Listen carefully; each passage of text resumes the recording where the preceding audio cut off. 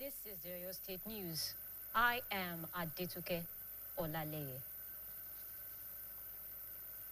The Oyo State Governor, Engineer Seyi Makinde, has reiterated his administration's commitment to ensuring the safety and security of lives and property across the state. The governor also pledged that the state government will adequately support and cater for the families of the security personnel who were recently killed at the Old Oyo National Park. Governor Makinde gave the assurance while speaking at the grand finale of the Armed Forces Remembrance Day celebration. Details of the event held at the Lekon Salami Stadium at Damasiba, Ibadan was filed in by the governor's office correspondent Olalekon Sulaiman and presented by Adebayo Abdurafi. The Armed Forces Remembrance Day is an annual event celebrated nationwide on the 15th of January as part of activities to remember Nigerian fallen heroes and as well celebrate the active and retired ones. The annual celebration is usually a fun-filled affair as members of the public are given the opportunity to watch the military in full performance and display of their expertise in march past.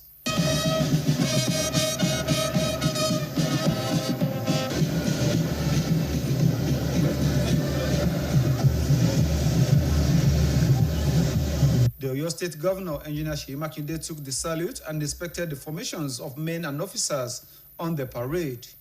The major highlight of the event was the laying of wreaths, which was performed by 10 eminent personalities in the state, led by the State Governor, Engineer Seyi Makinde, followed by GOC 2 Division of the Nigerian Army, Major General C.R. Nebeve, the Chairman, Nigerian Legion, Oyo State, Evangelist Julius Alabi, the Commander 2 Division Garrison, Nigerian Army, Brigadier General A.S. Bugaje, the Commander 655 Nav Station, Ibadan, Air Commodore D.U. Njoku, the State Commissioner of Police, C.P. Femi Aruna, the Speaker, Oyo State House of Assembly, Right Honorable Adebo Ogundoyin, represented by the Deputy Speaker, Honorable Mohammed Fadiyi, the State Chief Judge, Justice Iyabo Yorima, the Olubadan of Ibadan Land, Oba Rashidi Adewolu Ladoja, and the widows of the fallen heroes.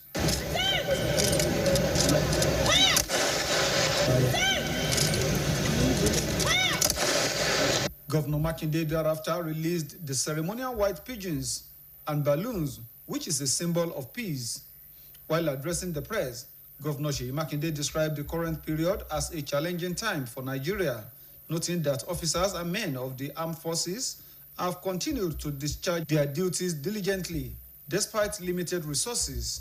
He assured that his administration will continue to provide the necessary support to security agencies to ensure that their deployment in Oyo State does not become a hardship posting. Few days back, we had an incident at the Old Oyo National Park where some forest guards were killed. To the families of the guards that lost their lives, we commiserate with them, and we say that we will do our best to ensure that they are looked after. The chairman of the Nigerian Legion, Oyo State Command, Evangelist Julius Alabi, and the representative of the fallen heroes' widows said that the sacrifices of fallen soldiers must never be forgotten, as their deaths made it possible for citizens to live in peace and freedom. While appreciating the support enjoyed from various governments, they specifically praised Oyo State Governor, Engineer Seyi Makinde, describing him as a leader worthy of commendation and a strong supporter of the Legion. Today we are remembering our colleagues that fell during the war. And you know the number of wars we have fought. We cannot just forget them like that because they are the one who laid down their lives for us. They paid the supreme price. The reason why we are living today is because they have lost their lives. Because of you and myself, they died. For this reason, we just have to remember them. If possible, we should be remembering them every day. Happy to do this ceremony for our husband with the time. So this our husband is still in me. We do.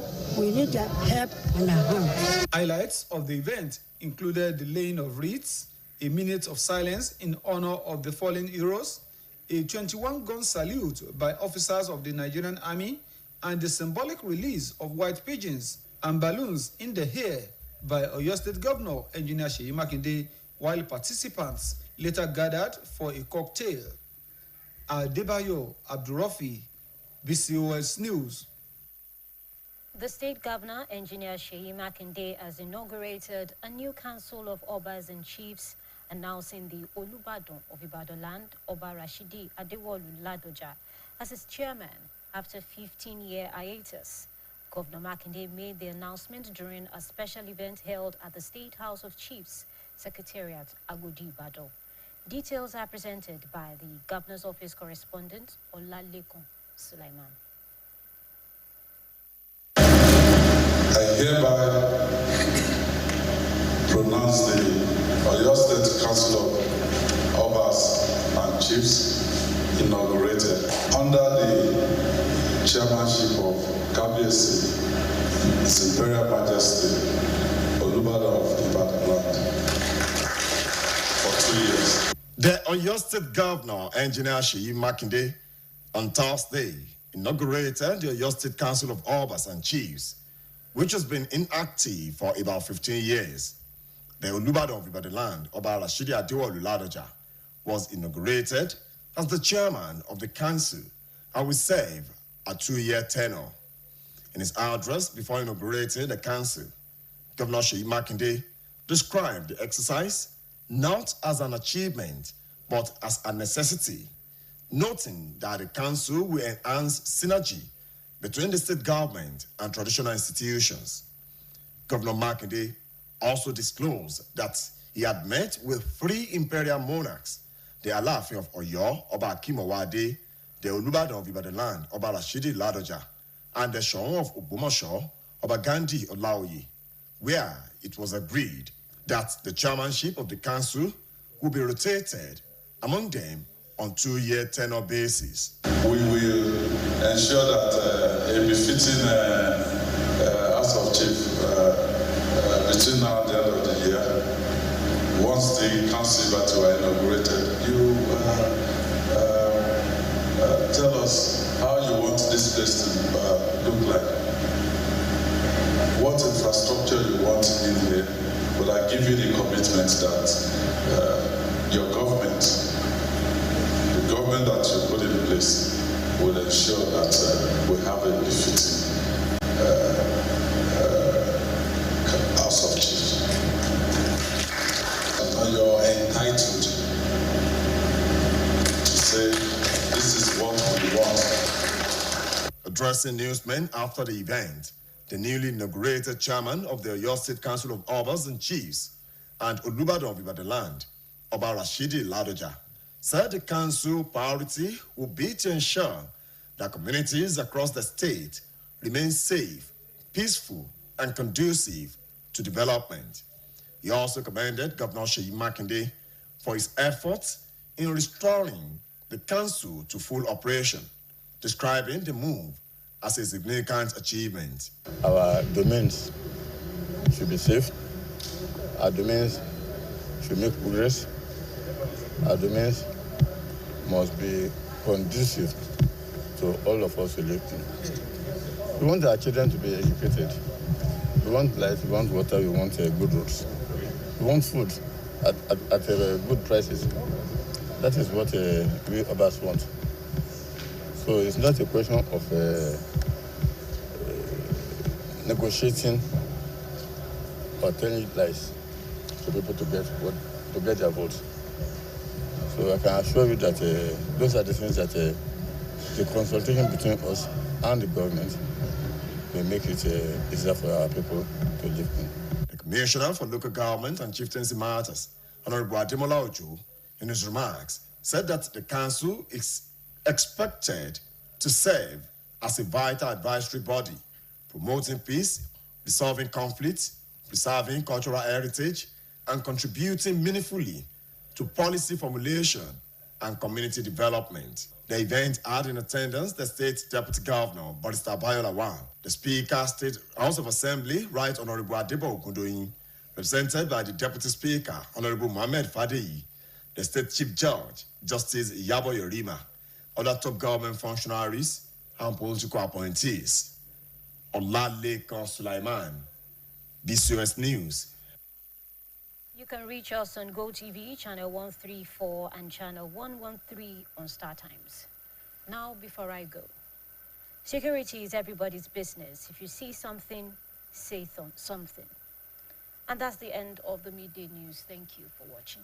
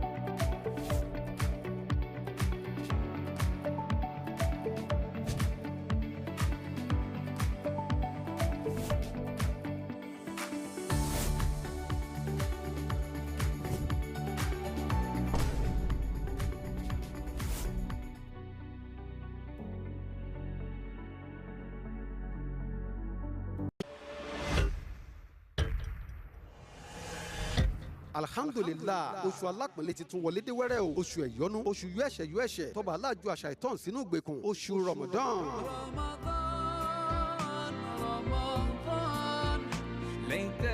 ní iléeṣẹ́ rédíò àti tẹlifíṣàn ìpínlẹ̀ ọ̀yọ́ BCOS ilé akéde oríta Basọ̀run fi ń kéde wípé àsìkò ti tó fúnṣẹ́ àṣegbọrẹ o èyí tọ́ba aláǹjúwe fún wa nílò Al-Qur'an pé a lè fi làlàyé ń bí àti lọ́la àlùkìyámọ̀ torí náà ẹ wá ṣonígbọ̀wé ètò àwẹ̀ nílé iṣẹ́ wa BCOS lówó tí ò gúnpá tí ó sì gajara lọ ọba aláò sì ní dùn wá ní ládàá ẹ̀ bó ṣe rún pípé àlẹ́ àdán bó ṣe tafsir wáàzí ó túbà jímọ̀ nú àwẹ̀ tàrọ́wì irun hid àti bẹ́ẹ̀ bẹ́ẹ̀ lọ lẹ fẹ́ ṣonígbọ̀wọ́ kódà bẹ́ẹ̀ fẹ́ kí wọ́n máa gbọ́ lórí rédíò àbí kí wọ́n máa wò ó lórí tẹlifíṣàn live and direct bẹ́ẹ̀ ṣe ń ṣe lọ́wọ́ BCOS lè máa bọ̀ ẹ̀yẹn ṣáà ti wá sí ẹ̀ka yàwòrán film unit wa nílé akéde ń bí tàbí kẹ́pẹ́ alága àgbìmọ̀ Ramadan tọdún 2026 Alhaji Ibrahim Adeoye ọmọ adá mọ́mọ́ sórí 07069636433 ìbádà wa nínú oṣù Ramadan ọba aláò ní dàlú aláyà á sì jèrè láyé ń bí àti lọ́la àlùkìyámọ̀ inshallah bikuratila ìgbìmọ̀ oṣù Ramadan tọdún 2026 lábẹ́ àṣẹ iléeṣẹ́ BCOS oríta Basọ̀run Ìbàdàn ló ń ṣe shukron jazilan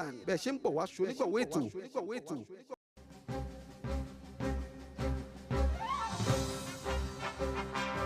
wọ̀kùwọ̀kù ló rọrùn pẹ̀sẹ̀ láti kéde nílé akéde tọ̀yọ́ ni ó nílò kó o ṣe mọ́ dára rẹ̀ láàmú sọ pé òun wọkọ̀ bọ̀ wá sílé akéde lóríta Basọ̀run ìlú Ìbàdàn mọ́ pàápàá jùlọ láti ṣe ìkéde yẹn polówó ọjà yẹn tàbí fi ń tọ́tọ́ tó sì yẹ tó àwọn aráàlú létí bóyá nípa àpàdé nípa àsọjí àbí nǹkan kan àbómi ìtẹ́bálẹ̀ fẹ́ ṣe ẹ torí agbègbè àgbáyé kẹ́ẹ̀nà tẹ́ fẹ́ ṣe hàn wá 09158703300 lórí agbègbè kí ló ń ṣẹlẹ̀ WhatsApp nọ́mbà yìí kan náà mọ̀ ní ọ̀rọ̀rùn pẹ̀sẹ̀ stress free courtesy BCOS. You don't have to stress yourself coming down to Ilé Akéde Oríta Basọ̀run Ìbàdàn again to make that announcement or place that advert.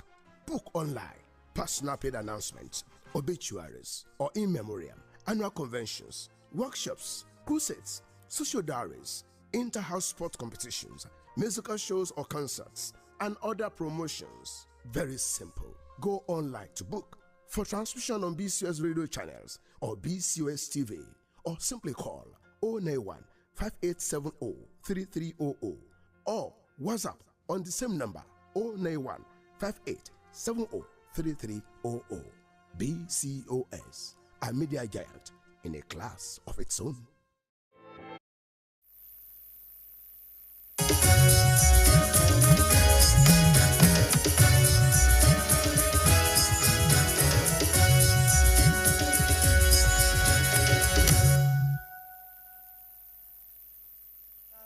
ìròyìn ìpínlẹ̀ Ọ̀yọ́ Adébùkọ́lá Akíntádé òní orúkọ tèmi.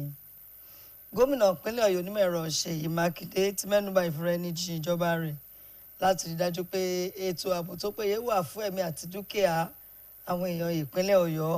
Gómìnà Mákindé sọ̀rọ̀ ìdánilójú níbi àṣekágbá ìrántí àwọn ológun tó ṣubú lójú ìjà fún ti ọdún èyí.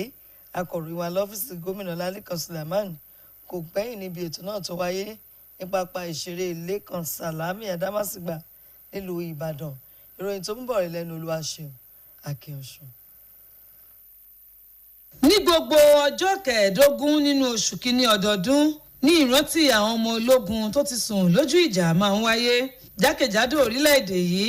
Bákan náà ni wọ́n tún máa ń mọ rírì àwọn ọmọ ológun tó ṣì wà lẹ́nu iṣẹ́ àtàwọn tó ti fẹ̀yìntì. Ayẹyẹ ọlọ́dọọdún yìí ni wọ́n máa ń ṣe lọ́nà tó lárinrin níbi tí àwọn aráàlú náà ti máa ń péjú sí láti wo bí àwọn ọmọ ológun yóò ṣe yan àti onírúurú àwọn nǹkan tí àwọn ọmọ ológun máa ń ṣe.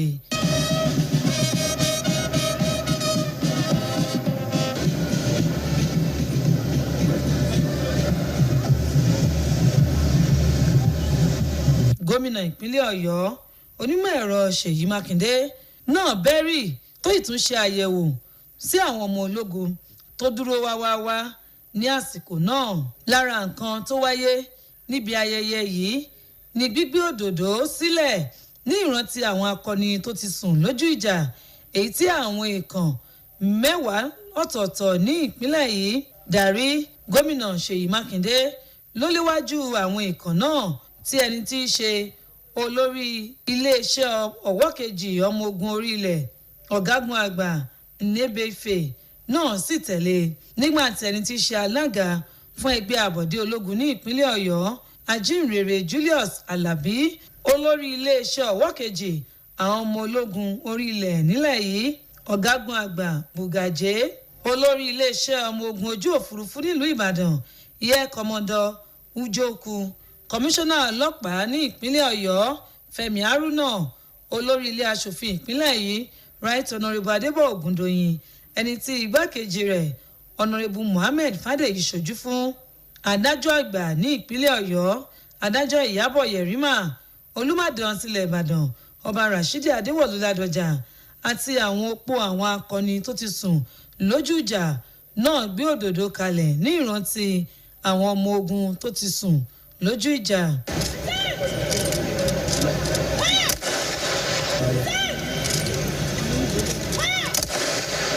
Lẹ́yìn náà ni gómìnà Mákindé wá tú ẹyẹlé funfun àti fèrè sí afẹ́fẹ́. Àwọn nǹkan yìí ló ń ṣe àpẹẹrẹ àlàáfíà. Nígbà tó ń bá àwọn oníròyìn sọ̀rọ̀, gómìnà Ṣèyí Mákindé ṣe àpèjúwe àkókò yìí gẹ́gẹ́ bí àsìkò ìpèníjà fún orílẹ̀-èdè wa Nàìjíríà. Ó tọ́ka sí wípé àwọn ọmọ ológun ti kó ipa tó jọjú pẹ̀lú owó tí kò tó nǹkan tí wọ́n ń yọ̀ǹda fún wọn. Ó wáá fi dá àwọn aráàlú lójú wípé ìṣèjọba rẹ̀ yóò tẹ̀síwájú láti máa ṣe ìrànwọ́ tó yẹ fún àwọn ọ̀ka aláàbò, pàápàá jùlọ àwọn olórí aláàbò tí wọ́n bá gbé wá sí ìpínlẹ̀ Ọ̀yọ́ kí iṣẹ́ wọn kó lè rọrùn. Alága fún ẹgbẹ́ àwọn àbọ̀dé ológun ní ìpínlẹ̀ yìí Ajínrere Julius Alabi àti aṣojú opó àwọn ọmọ ogun tó ti sùn lójú ìjà, gbogbo wọn ló ṣe àlàyé wípé ìfaraẹnijìn àwọn akọni tó ṣubú lójú ìjà yìí kò yẹ lóhun tó yẹ ká gbàgbé, nítorí wípé ikú wọn ló jẹ́ kó rọrùn fún àwọn èèyàn láti ní òmìnira àti máa gbé ní àlàáfíà. Nígbà tó mọrírì àtìlẹ́yìn tó ń rí gbà látọ̀dọ̀ àwọn ìjọba lẹ́lẹ́kajẹ̀ka, pàápàá jùlọ ó mọ̀ọ́mọ̀ gbóríyìn fún gómìnà ìpínlẹ̀ Ọ̀yọ́ onímọ̀ ẹ̀rọ Ṣèyí Mákindé tó ṣe àpèjúwe rẹ̀ gẹ́gẹ́ bí aṣíwájú tó ṣe é wò kọ́ṣe tó sì ń ṣe àtìlẹ́yìn tó yẹ fún ẹgbẹ́ àwọn àbọ̀dé ológun ní ìpínlẹ̀ yìí. Tí mo lè sọ ni wípé ìtọ́jú wa Oliver Twist ó ń fẹ́ sí i. Ẹ jọ̀ọ́ wọ́n ń gbìyànjú ju ti tẹ́lẹ̀, ẹ jẹ́ ká sòótọ́. Ìjọba àsìn wọ́n ń gbìyànjú, àtijọba àpapọ̀ o àti tìbílẹ̀ o wọ́n ń gbìyànjú fún wa. Irú ẹ̀ ni àdírẹ́sì mi tí mo kà lánàá ní Government House wípé ìjọba àpapọ̀ wọ́n ń gbìyànjú fún wa, wọ́n ń ṣe gudugudu méje yàyà mẹ́fà, a sì ń rọ́wọ́ wọn níjoojúmọ́.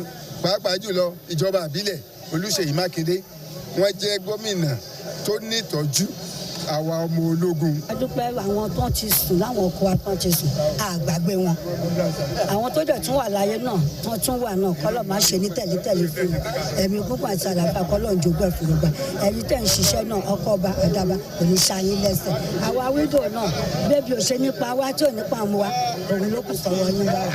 lára ohun tó wáyé níbi ètò yìí ni gbígbé òdòdó kalẹ̀ ní ìrántí àwọn akọni tó ti ṣubú lójú ìjà dídákẹ́ ìṣẹ́jú kan láti bu ọlá fún àwọn akọni yìí yínyìn ìbọn 21 sí afẹ́fẹ́ èyí tí àwọn ọmọ ológun orí ilẹ̀ dàríẹ̀ àti tú ẹyẹlé funfun pẹ̀lú fèrè sí afẹ́fẹ́ èyí tó ń ṣe àpẹẹrẹ àlàáfíà tí gómìnà Ṣèyí Mákindé ti ìpínlẹ̀ Ọ̀yọ́ darí.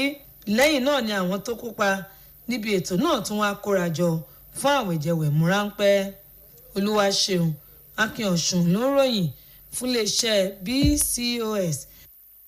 ní báyìí náà gómìnà ìpínlẹ̀ Ọ̀yọ́ onímọ̀ ẹ̀rọ Ṣèyí Mákindé ti ṣe ìfilọ́lẹ̀ àwọn ọmọ ìgbìmọ̀ lọ́balọ́ba àti ìjòyè nípínlẹ̀ Ọ̀yọ́ tó sì kéde Olúbàdàn tilẹ̀ Ìbàdàn Ọba Rashidi Adéwọ̀lú Ládọjà gẹ́gẹ́ bí alága ìgbìmọ̀ náà. Gómìnà Mákindé kéde èyí ní gbọ̀ngàn àwọn lọ́balọ́ba tó wà lọ́gbà secretariat Làgùdì Ìbàdàn níbi tí ètò náà ti wáyé. Akọ̀ròyìn wa lọ́fíìsì gómìnà Ọlálékan Sulaiman bá wọn péjú síbẹ̀. Ròyìn tó mú bọ̀ lẹ́nu Olúwaṣeun Akínọ̀sùn lẹ́ẹ̀kan sí. lọ́jọ́bọ̀ ọ̀sẹ̀ yìí ni gómìnà ìpínlẹ̀ Ọ̀yọ́ onímọ̀ ẹ̀rọ Ṣèyí Mákindé ṣe ìfilọ́lẹ̀ àwọn ọmọ ìgbìmọ̀ lọ́balọ́ba àtàwọn ìjòyè ní ìpínlẹ̀ yìí. Àwọn ọmọ ìgbìmọ̀ yìí ni wọn ò ti ṣiṣẹ́ láti bí ọdún 15 sẹ́yìn. Olúbàdàn ilẹ̀ Ìbàdàn Ọba Rashidi Adéwọ̀lú Ládọjà ni wọ́n ti wá yàn báyìí gẹ́gẹ́ bí alága fún ìgbìmọ̀ àwọn lọ́balọ́ba tí ó sì ṣiṣẹ́ fún ọdún 2 gbáko. Nínú ọ̀rọ̀ tó sọ ṣáájú kí wọ́n tó ṣe ìfilọ́lẹ̀ àwọn ọmọ ìgbìmọ̀ náà, gómìnà Ṣèyí Mákindé ṣe àpèjúwe ètò yìí gẹ́gẹ́ bí àìgbọ́dọ̀ má ṣe. Ó tọ́ka sí wípé ìgbìmọ̀ lọ́balọ́ba yìí ni yóò rí sí àjọṣepọ̀ tó gún láàrin ìjọba ìpínlẹ̀ Ọ̀yọ́ àti àwọn ẹ̀ka lọ́balọ́ba ní ìpínlẹ̀ yìí. Gómìnà sísọ lójú ẹ̀ wípé òun ti ṣe ìpàdé pẹ̀lú àwọn ọba aláyélúwà 3 tí í ṣe Aláàfin tìlú Ọ̀yọ́, Ọba Akeem Ọwọ́adé, Olúbàdàn tilẹ̀ Ìbàdàn Ọba Rashidi Ládọjà àti Ṣọ̀ún tilẹ̀ Ògbómọ̀ṣọ́ Ọba Ghandi Ọláoyè, níbi tí gbogbo wọn ti fẹnu kò láti rí dájú wípé wọ́n ń pín ipò alága ìgbìmọ̀ àwọn lọ́balọ́ba ní ìpínlẹ̀ Ọ̀yọ́ láàrin àwọn ọba aláyé 3 yìí tí wọ́n sì máa lò sáà ọdún 2. Nígbà tó ń bá àwọn akọ̀ròyìn sọ̀rọ̀ lẹ́yìn ètò náà, alága ìgbìmọ̀ àwọn lọ́balọ́ba àtàwọn ìjòyè ní ìpínlẹ̀ Ọ̀yọ́ títún ṣe Olúbàdàn tilẹ̀ Ìbàdàn Ọba Rashidi Adéwọ̀lú Ládọjà ṣe àlàyé wípé ojúṣe àwọn ọmọ ìgbìmọ̀ yìí ni láti rí dájú wípé àlàáfíà ń jọba jákèjádò ìpínlẹ̀ Ọ̀yọ́ lọ́nà tí ìdàgbàsókè tó lóòrìn yóò fi wáyé.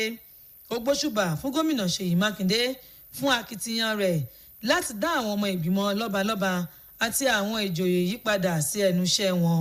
Ó ṣe àpèjúwe ìgbésẹ̀ náà gẹ́gẹ́ bí àṣeyọrí tó lápá. Kò sí ilé ìgbìmọ̀ lọ́balọ́ba. Mo dẹ̀ sọ pé iṣẹ́ gidigidi gómìnà wa ṣe láti rí pé ó tún padà sípò. So mo kí mo lù ní ọgbọ ẹnu pé ó ṣe òkú iṣẹ́. Díẹ̀ níbẹ̀ tó yẹ pé nǹkan táwọn èèyàn máa fẹ́ á lè mú wá sí ìjọba pé tọ̀ àwọn èèyàn wa wọ́n fẹ́ ọ̀nà tó dáa, wọ́n fẹ́ iṣẹ́ fáwọn ọmọ wọn, wọ́n fẹ́ omi, wọ́n fẹ́ iná, wọ́n fẹ́ ilé ìwé tó dáa, wọ́n sì fẹ́ kí àwọn èèyàn wọn máa rajà tí ó wọ́n lọ́jà. Kọmíṣánná tó wà fọ́rọ̀ ìjọba ìbílẹ̀ àti oyè jíjẹ ní ìpínlẹ̀ yìí, Ọ̀nàrẹ́bù Adémọ́lá Òjó, nínú ọ̀rọ̀ tiẹ̀ náà ṣe lálàyé wípé ìrètí wa ni pé àwọn ọmọ ìgbìmọ̀ lọ́balọ́ba náà yóò kó ipa tó jọjú nípa fífẹsẹ̀ àlàáfíà múlẹ̀, yíyanjú aáwọ̀, dídáàbòbò àṣà àjogúnbá ìlú yìí tó fi mọ́ láti kó ipa tiwọn náà tó jọjú sí mímú ìgbéga bá àwùjọ. Lára àwọn tó péjú síbi ètò yìí ni igbákejì gómìnà Amòfin Báyọ̀ Lawal, olórí ilé aṣòfin ìpínlẹ̀ Ọ̀yọ́ Right Honourable Adébọ̀ Ògúndòyìn, ẹni tí igbákejì rẹ̀ Honourable Mohammed Fádèyí ṣojú fún, adájọ́ àgbà ní ìpínlẹ̀ yìí adájọ́ ìyábọ̀ yẹ̀rìmà àtàwọn lọ́gàálọ́gàá tó dipò òṣèlú mú mìíràn. Olúwaṣeun Akínọ̀sùn ló ròyìn fún iléeṣẹ́ BCOS. láti túbọ̀ jẹ́ gbádùn àwọn ètò tó ń jáde nílé iṣẹ́ wa ẹ darapọ̀ mọ́ wa lórí ẹ̀rọ GoTV ní ìkànnì 144 àti StarTimes ní ìkànnì 147.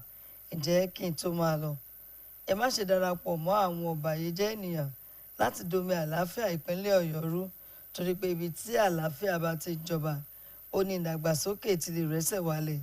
Rí dájú pé o kópa àti ẹ o kò jẹ́bi tá a rí mọ́ lórí ìròyìn ìpínlẹ̀ Ọ̀yọ́ fún ti àkókò yìí. Àkójọpọ̀ ròyìn wa aago 8:30 àṣálẹ́ òní ni.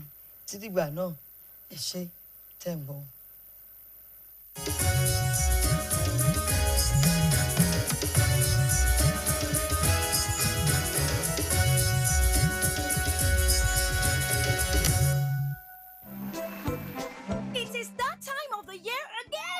This Christmas, StarTimes is bringing Joy Unlimited to your home with a double upgrade promo. Yes, you heard it! Okay, here's the deal. Simply recharge 1 month on Nova, Basic and Classic and enjoy double month, while Super or Global subscribers enjoy 5 extra days for free. Or recharge for 2 months on Nova, Basic, Classic and enjoy double upgrade for 2 months plus 10 extra days, while Super